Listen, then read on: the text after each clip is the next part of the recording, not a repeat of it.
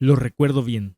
Estaba sentado en la sala de mi casa, mirando el techo, con esa sensación de vacío que te acompaña cuando los números no cuadran.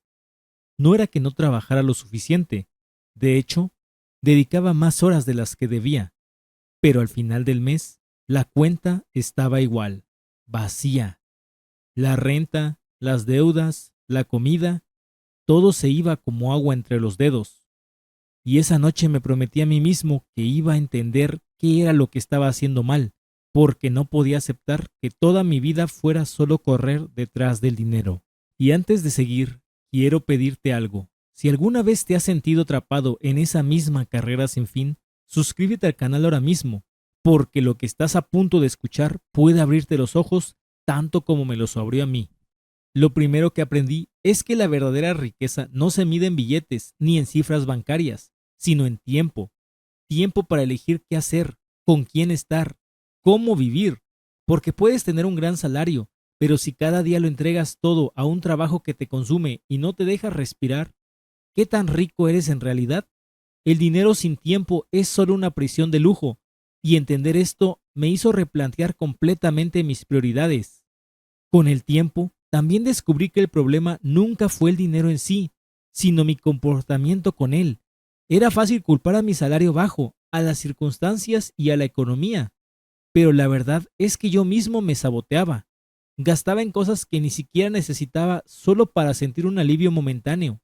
Una pizza después de un mal día, un celular en cuotas porque sentía que me lo merecía, pequeñas fugas que al sumarse drenaban todo mi esfuerzo.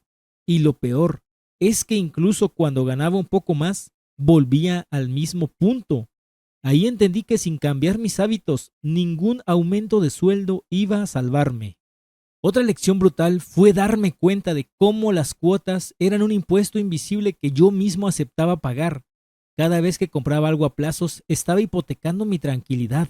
Al principio parecía inofensivo, una cuota de 100, otra de 200, pero al juntar todas me encontraba trabajando para pagar cosas que ya ni siquiera usaba. La ropa perdía el encanto, el celular quedaba obsoleto, y aún así la deuda seguía persiguiéndome mes tras mes. Fue un golpe duro darme cuenta de que, en realidad, no compraba objetos, estaba comprando ansiedad diferida. Pero lo que terminó de encenderme fue entender que el dinero no responde a deseos, sino a dirección. Durante años dije frases como quiero ahorrar, algún día voy a invertir, cuando pueda voy a organizarme. Palabras vacías que nunca se traducían en nada en concreto. Y claro, como no tenía un plan, cada intento moría rápido, hasta que aprendí a darle órdenes claras a mi dinero. Este porcentaje va a ahorro, este otro a inversión, esto a mis gastos básicos. Y cuando lo hice, todo cambió, porque el dinero como un equipo necesita saber cuál es su tarea. Sin eso, simplemente se dispersa. También aprendí que el control siempre es más valioso que la suerte. Crecí escuchando historias de gente que pegó un golpe de suerte o que se hizo rico de la nada. Y aunque suena tentador vivir esperando una lotería, la verdad es que la suerte es caprichosa. Aparece y desaparece sin aviso. En cambio, el control está en tus manos hoy. Controlar gastos, presupuestar, elegir en qué sí y en qué no. Puede parecer aburrido, incluso tedioso, pero es lo único que te da margen para respirar cuando llega un imprevisto. Y paradójicamente, cuando tienes el control, estás mucho mejor preparado para aprovechar cualquier golpe de suerte que se cruce en tu camino. Otro despertar fue darme cuenta de que cada peso que entra sin propósito se convierte en distracción, dinero extra que parecía desaparecer como por arte de magia. Me pagaban un bono y al mes siguiente no quedaba nada. ¿Por qué? Porque no le había dado un destino antes de gastarlo. En cambio, cuando empecé a decidir de antemano qué misión tenía cada ingreso, mi panorama cambió. Dejó de ser un dinero que se iba en caprichos y pasó a ser un recurso que me acercaba a mis metas. Ahí descubrí que el dinero sin dueño se lo llevan las distracciones. No menos importante, entendí que la deuda rara vez es un problema de matemáticas. La mayoría de las veces es un síntoma emocional. Yo mismo me endeudé por ansiedad, por querer encubrir con compras el cansancio, el miedo o la frustración. y lo que al principio parecía un alivio rápido se convertía después en una carga constante, hasta que un día me detuve y me pregunté, ¿qué estoy intentando llenar realmente cuando gasto más de lo que tengo? Esa pregunta fue un antes y un después, porque cuando atacas la raíz emocional, dejas de usar la tarjeta como cura temporal y empiezas a ordenar de verdad tu vida financiera.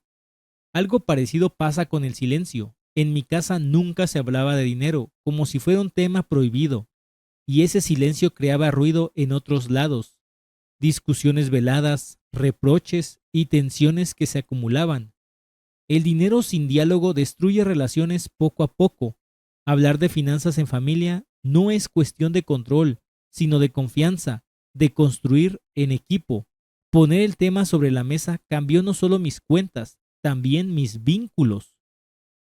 Con el tiempo descubrí que la riqueza real se construye en lo aburrido, en la repetición de hábitos simples, ahorrar un porcentaje fijo, evitar deudas, invertir con constancia.